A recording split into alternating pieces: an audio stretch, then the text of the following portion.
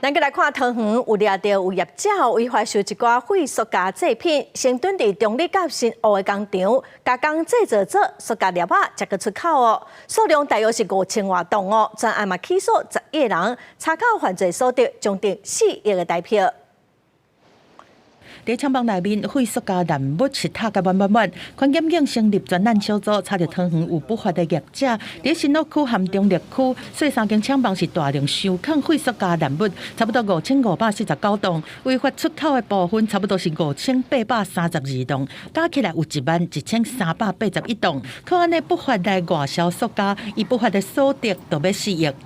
发现是夜间进出，所以我们在它的附近，我们有装相关的监测的设备，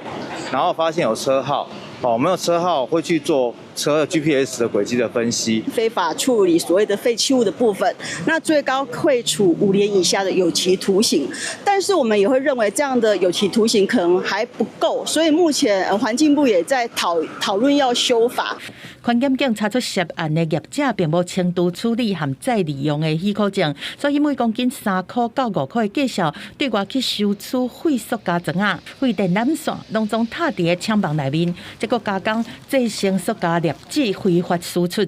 去年4月，业者伫基隆港、台中港报关出口2批废物，互关务署通报环管署会同来开柜查验，互发现讲业者并无摕到废弃物输出的许可，所借塑胶原料的名义去进行非法的输出，物件去到中国和东南亚等等。今日侦结，认被告等人涉犯废弃物清理法等罪嫌，提起公诉，并审酌被告等犯行具体求刑3年6个月以上，并申请没收不法所得。